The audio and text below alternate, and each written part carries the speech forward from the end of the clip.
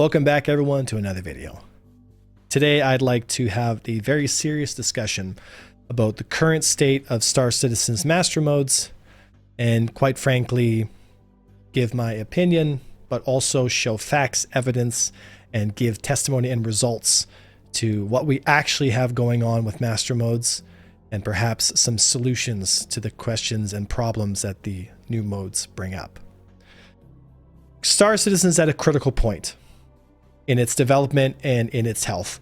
And I think strongly that we deserve to understand everything going on with master modes, and we need to have our input very clearly put out, and that you as the general public and as a backer deserve to understand what we are losing with the live model and what we are gaining with master modes and what we have been told we're gaining with master modes and what we're actually getting. I want to build a universe. I want to build a game I always wanted to build, but I didn't have the tools to do until now. One that you can fly off a carrier fighting a heroic war on the front lines, but also one that you can muster out and find your own fortune in the stars wherever your spaceship takes you. I want to be able to share this experience with my friends and fight against real opponents in space, not just AI. And fight against real opponents in space, not just AI. Real opponents in space, not just AI. And I want this to be as good or better than any other game out there. And I want to actively push the boundaries of what you can do in a game. The reason I chose this clip is to remind everybody that PvP is going to be part of StarCitizen's gameplay, whether you like it or not, right? And that is not a bad thing. Player versus player encounters in StarCitizen are some of the best, most engaging, adrenaline-pumping encounters you could possibly imagine. Better than any AI system, and surely better than any mission set that you could get.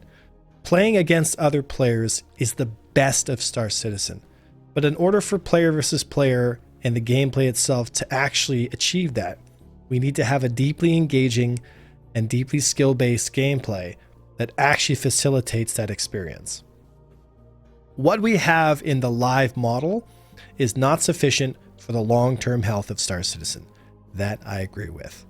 However, there are things about the live model that it does better than master modes, including the fact that the skill ceiling is higher for the live version than master modes. We were told that master modes was the great balancer, that master modes would allow ships to fill themselves into roles. But what we ended up getting was a lot of ships being pigeonholed into specific categories and allowing skill to be the least amount of the calculation. In the live model, I can take something like an Aurora with 2 bulldogs and sufficiently shoot down and kill ships that are in categories above mine, say Gladiuses or Hornets. In master modes, it doesn't really matter how good you are. The skill check is not there. This is due to 2 reasons. 1, the flight component to our dogfighting game has been removed. Our speeds have been lowered so low that the flexibility and engageability of fighters has been removed so that only ships within certain classes and roles are able to engage ships in other classes. For example, if our speeds are set to 200 meters per second compared to the live version where speeds were set to 1200 or more, we have lost our ability to push-pull. We have lost our ability to lead turn. We've lost the ability to what's called hook around our opponents. And we've also lost our ability to manage multiple engagements at the same time, so that ships in smaller or weaker categories are still able to compete against ships in higher categories based on your pilot's skill. In master modes, this has been removed for our benefit. This is something that I believe, and a lot of the people in the PvP community believe as well, is wrong. I understand that the claim that master modes brings fights together is also wrong. Master modes, in fact, has fights happening at longer ranges most of the time, due to 2 reasons. 1, weapon velocity at such obscenely high levels allows for no reason to get any closer because the lead angle between your fall of shot and your target is so thin that you can engage at 2,000 meters. Secondly, because of the lack of top speeds, you're not able to string out or elongate the fights as much as you used to be able to, which in some regards may be better and beneficial to some, but the results in excessive jousting, which it just ends up having fights continuously going back and forth like a seesaw motion because you don't have enough top speed to actually disengage the fight. So the claim that Master Modes brings fights closer together is just simply not true. The experience that most of the player versus player pilots that I play with on a daily basis, including others from other communities, are finding the same result, that longer distances with saturation zones and excessive jousting are the result of low turn rates and low speeds. We don't have the flexibility or the zone space to actually make maneuvers or do any kind of aerial combat. Instead, we're playing a small game of chicken where we're trying to get a position to some degree where we can outnumber the opponent, put an excessive amount of damage with almost hit scan weapons on them, and then move to the next target. I released a video not too long ago about a Vanguard engagement in Atmosphere, and as it clearly showed, the flight component to that engagement was almost non-existent. At no point was I flying around at any kind of meaningful speed. I was crawling around at 50 to 100 meters per second and just turreting in space and pulling my nose onto the targets and shooting. I don't know about you guys, but when I sign up to fly a fighter, I want to feel like I'm flying a fighter. If I want to have a capital experience, I'll step on board a capital ship. But why am I getting a capital experience in a heavy fighter? Why am my speed so low? Is it to reduce jousting? Which is not true. Jousting is actually more prevalent in Master Modes than it is in Live. And jousting obviously comes from a lack of one or two things: knowledge of the space and skill and application of movement. So we can either make a choice to tell people to learn how to fly so they can better get into proper positions, or we can dumb the game down and reduce the skill ceiling so low that there is no need to fly at all. And we now have our arcadey space shooter. Since, I don't know about you guys, but that doesn't seem like the kind of exciting experience I was promised since I started backing this project. And I truly believe that the majority of players in this game will get bored of Master Modes very quickly. I can say for myself and a lot of the other PvP community that playing Master Modes is a boring, devoid experience of skill expression and flight control compared to the old model that we had. We are sacrificing the depth and engagement of the experience that we had for a casual arcadey 90s style shooter devoid of pilot skill and replaced with a DPS calculated weapon and ship choice RNG mechanic very similar to EVE Online. If that is the choice that you want for the future of Star Citizen, then by all means, rep Master Modes as hard and as fast as you can. But if you feel like me and you want to understand that we're losing the most important skill-based design choice of all time in Star Citizen, and that is the flight component of a flight-based space game, then please listen to the suggestions I have, and please understand that it comes from a place of love and hope that Star Citizen can be the best game it can be. I am not asking for DCS in space, and I am not asking for a game that is only accessible by the most advanced controls. The truth is the Live model is accessible by all controls. Double sticks are a popular one, stick and HOTAS is a popular one, mouse and keyboard is still popular and still played at the highest levels. The result of the Live model is that most people could not access the higher levels of gameplay because it was too difficult. And that is a result of two things. One, poor education tutorial management from CIG, which is acceptable considering it's a game in development. And two, the lack of willingness and desire from the community to understand the game at a deep level. I have made literal career out of teaching people how to play Star Citizen. And almost every single person that has come through this Discord and received training and started to understand the game at a deep level has had a significantly better time at playing Star Citizen and the experience itself, because now they understand how to play the game better. I realize that not everyone is going to go rolling around looking at YouTube videos, but I feel like it's my responsibility to shake people's head a little bit and tell them very clearly that what we are losing is not worth it. We are losing too much with master modes. And there are ways that we can get around this. There are ways to keep the skill ceiling high enough that people feel engaged and excited to play the game for the long duration of Star Citizen's experience.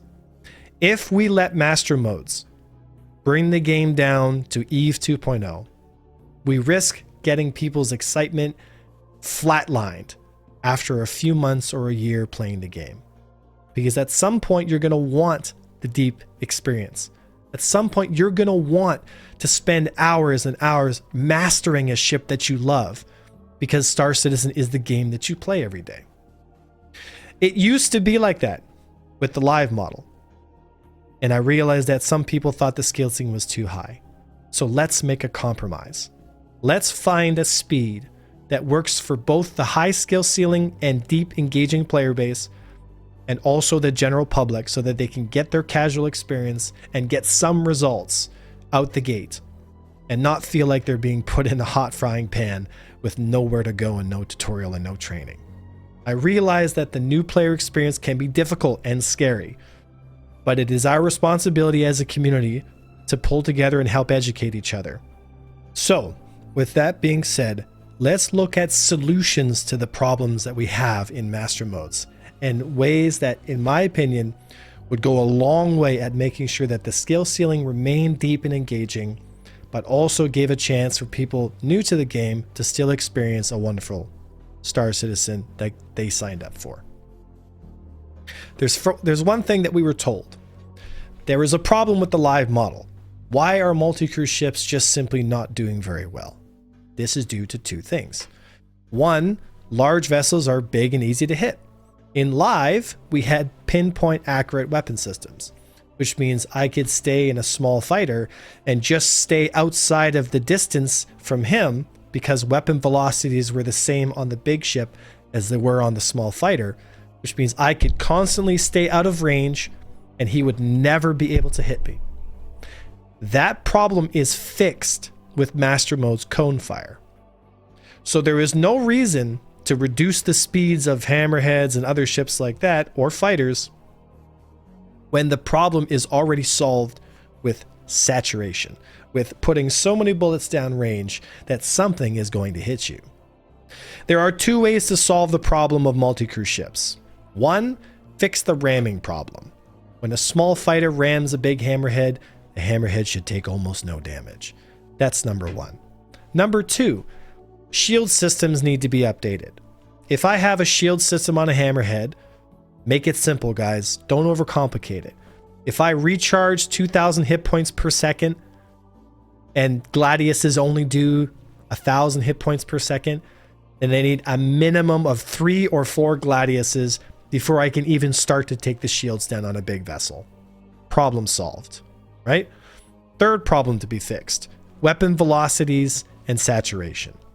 We had a system back in the old model called fixed assist, which means that the bullets would be nudged to the proper solution, but the solution that was going on is not a predictive algorithm.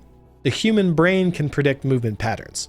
The system that Star Citizen's gunnery system used was not a predictive algorithm. It was just simply going based off the information that was being received at the time, which means if a ship went into a very tight corkscrew, the system wouldn't pick up on the pattern that was being drawn. It would just simply aim at the perfect solution, and the ship would eventually be in a different spot than what the game thought that the shot place would take place.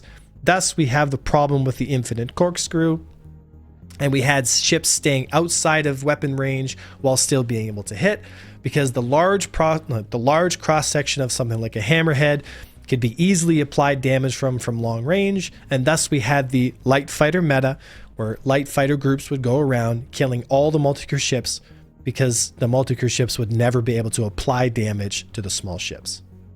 That can be fixed with cone fire like we have in master modes. And by increasing the velocity of turret systems on ships like Vanguards and decreasing the velocity and distance range of the fighters that are firing them. If you set the weapon distance on Gladiuses and light fighters to 1,000 meters, and you get the velocities of hammerhead guns to be a little bit faster, that means that the hammerhead can engage the light fighters at 1,000 meters, and the fighters have to engage the hammerhead at a distance where its weapons can be effective against the Gladiuses or other light fighters. So the problem with multi-crew ships being infinitely kited would be a thing of the past. That does not mean we have to switch to master modes. That problem is easily solved with cone fire saturation and the removal of fixed assist, which I've been suggesting to CIG for a long time now. My other suggestion is that we bring space combat or standard control mode speeds to 500. Weapon velocities at 1400, SCM speeds at 500, and most of the problems with the geometry of fights would be fixed overnight. For some reason, CIG seems extremely resistant to the idea of increasing speeds, and I don't understand why. Is it a decision from upper management? If that's the case, why is that being not considered? Why are speeds going from 1200? Why can't they come down to 400? What's the issue? Why can't we even try it?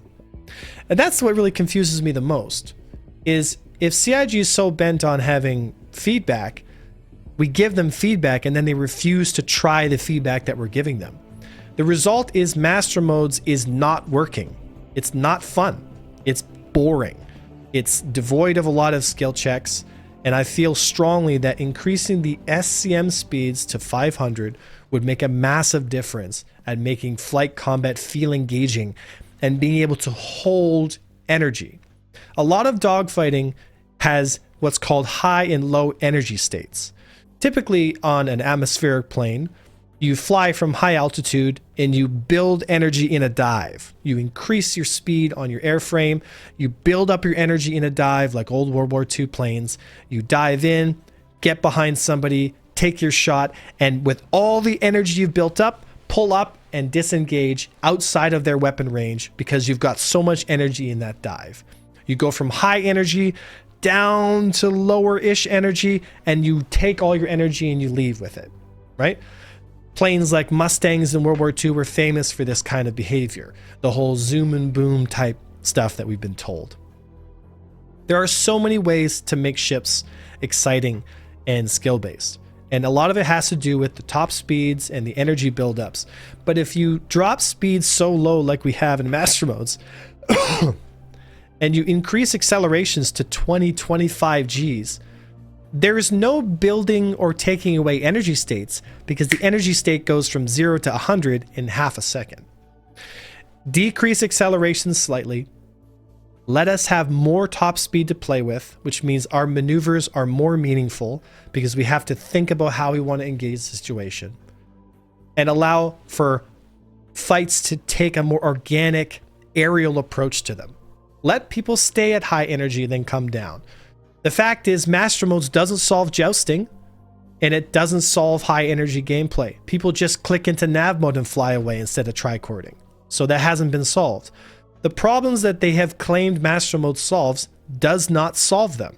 People still joust. People still run away. People still have all kinds of the same aerial problems. Because the reality is, people have had these problems since live, since all these other models, because it's the same problem. Lack of training and lack of awareness. So unless we are going to drop the speed so low that we don't have any flight component at all, and it just turns into a 3D shooter, then you're always going to have jousting. You're always going to have these problems because rookies will always have bad throttle control. If you're a rookie pilot, you're going to punch that throttle and you're going to go. And you're not going to realize how much energy you've built up in these turns. That's part of the process of learning how to be a better pilot. And we are losing that in master modes. We are losing the growth of the pilot and the player to learn how to take control of their ship. And we are going to lose a lot of the dynamics that make ships feel unique. For example, when you fly the Hawk in live, it feels much different than when you fly an M50 or a Gladius or an Arrow.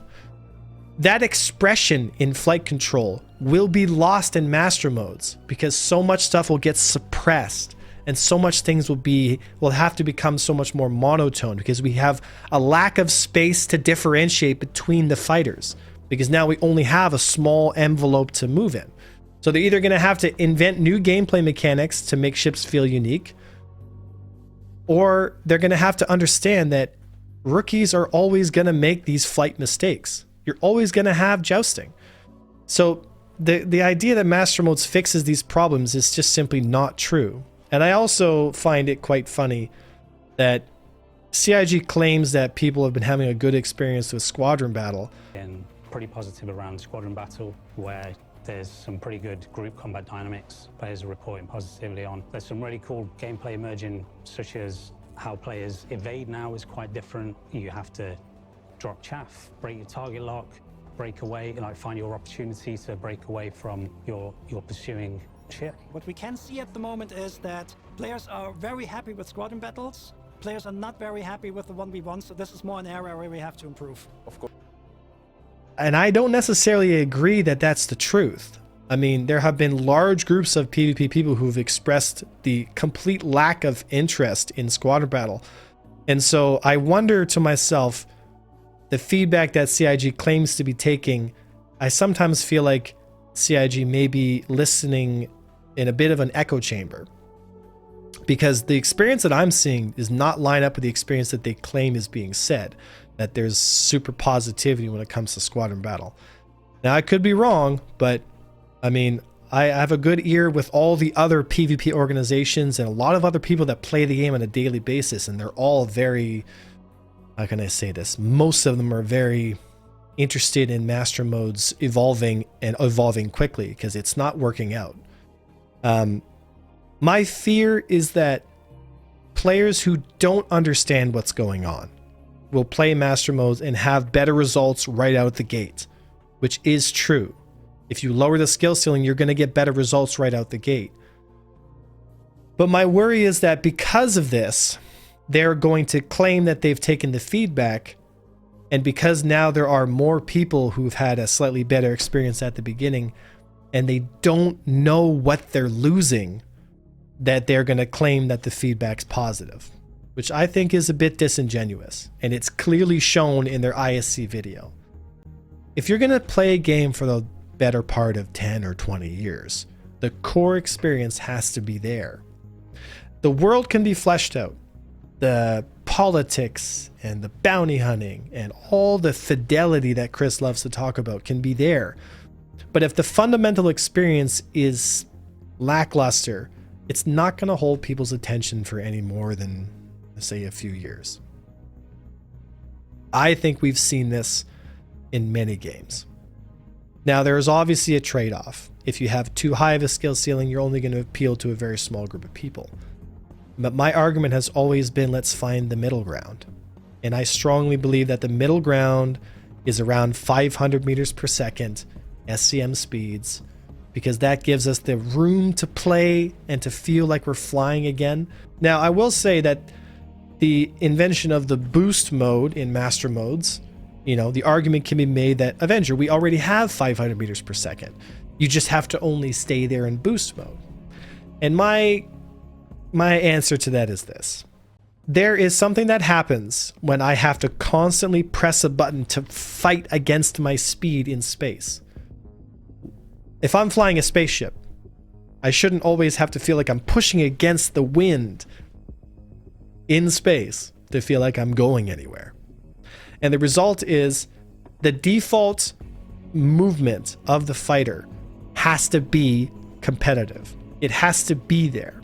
If I have to rely on boost to do anything, then what you've done is essentially make combat on a timer.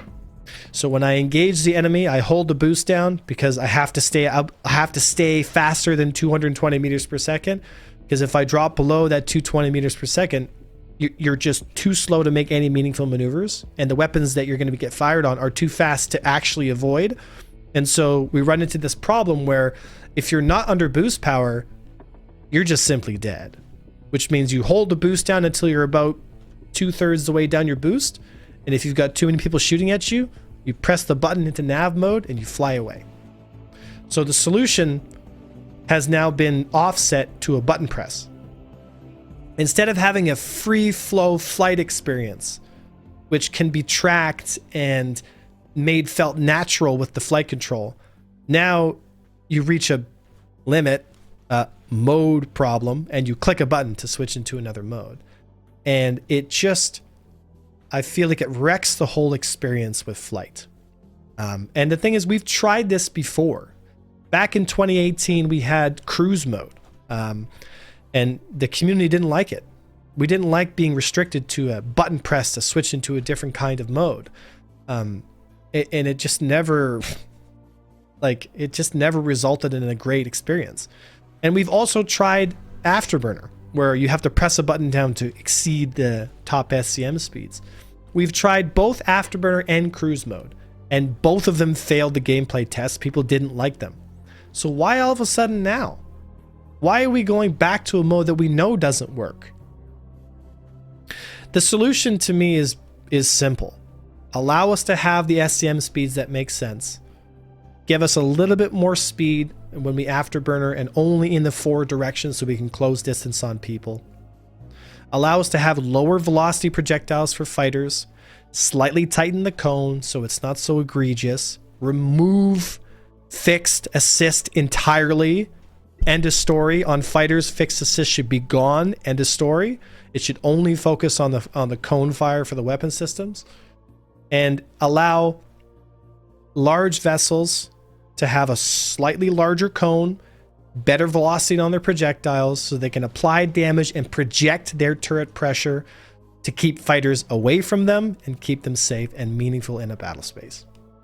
And allow ships that are designed to kill big stuff like fighter bombers and larger vessels to stick to their lane to engage the bigger stuff, and rebalance the shield system so that it doesn't have an exploitable problem where if you hit one shield phase constantly, it'll go down. Just give capital ships a native shield resistance and a native shield recharge, regardless of whether they're taking pressure or not, so that big ships like 890s will simply out-tank the DPS of ships attacking them, which means you're going to have to bring ships that are specialized to engage bigger vessels because you simply don't have enough DPS to drop the shields. And a lot of these problems would be solved. Oh, yes, and of course, fix the ramming problem where people ram big ships. If you fix that, it'll go a long way too. These are all my suggestions, guys, and it comes from a place of experience. I've played hundreds of hours of master modes. I have made videos about it in the best light I can to try to teach people how to do it. And honestly, my response to master modes is it's not healthy for the game. It's not the way we need to be going. It's not the future of StarCitizen that should be here. And I think that the old system did more things right than it did wrong. And that a lot of the lessons that we've learned in master modes like cone fire and the asymmetrical speed zones can be easily implemented into the live model. If we just drop the live model's top speeds down to 500, we'd have a significantly better experience. At the very least, why don't we try it? Why doesn't CIG try the Avenger tuning? We can call it the A1 tuning, whatever you want to call it. But I ask and I implore CIG, please try the A1 tuning. Try 500 meters per second SCM speeds with 1400 meters per second weapons. Try higher velocity projectiles on multi-crew ships. Try removing fixed assist and tightening the cones. Try doing these things that I'm suggesting and let people play it and decide for themselves. I cannot live with myself in good conscience if I didn't put these options on the table for you guys to understand. And when Master Modes comes out in 2.23, I want every single one of you that's watched this video to try Master Modes and to think objectively about the future of StarCitizen. Because once CIG makes these changes and Squadron 42 comes out, it will be too late. Once Squadron 42 is out, whatever that game is, like, or has for its model, will be what we have for Star Citizen. The chance of any kind of meaningful changes happening to the flight model will simply not be there. And so we have this one opportunity to try to convince CIG that the direction they're going with master modes is not healthy for the longevity of the game, and ultimately it will result in a poor experience where they could have had a much more engaging, much more in-depth flight model that had a much more deeply engaging experience for the majority of the player base for the lifespan of Star Citizen, which could be over 20 years. Understand that I'm coming from a place of genuine love for this game. I love and respect the developers who've been putting their time in to work on this, and please do not take my suggestions with some kind of malice or ill intent, and I only want what's best for the longevity of the game. And in my heart of hearts, I feel like the direction that CIG has gone has put us behind. And I feel like there's an easy way to get us back on track and to keep the skill ceiling high and to keep the gameplay experience that we want. And for Chris to get the game that he's been talking about since the beginning, which I've always supported since the original Kickstarter. I do not want to play an RNG mobile game. I want to play a deeply engaging space combat sim experience with a deeply engaging, beautiful, immersive world, like we were promised in 2016 when the original Kickstarter came out. Sorry, 2012. These are my 2 cents, guys. Thank you for listening. I hope this was not seen as a salty rant, but a genuine attempt at constructive feedback for the longevity of Star Citizen's experience. And whether or not CIG takes my words with any kind of sincerity, it ultimately comes down to you folks watching this video. I cannot do this alone. You all have to go to Spectrum, go to YouTube, and let your opinions about master modes be heard, for good or for worse. But do not sit by and say nothing while Star Citizen's future hangs in the balance, because what you do in these next few months will make the difference between whether Star Citizen lasts the year after Squadron 42 or the next 2 decades. Make the right choice. Understand where I'm coming from. Understand that we want what's best for the game, and that having a deeper skill ceiling is the way forward. And in my opinion, CIG should at the very least try the A1 tuning that I'm talking about, and let's see where the chips fall. I could be wrong, but let's find out. That was Avenger 1, guys, and I'll see you in the next video.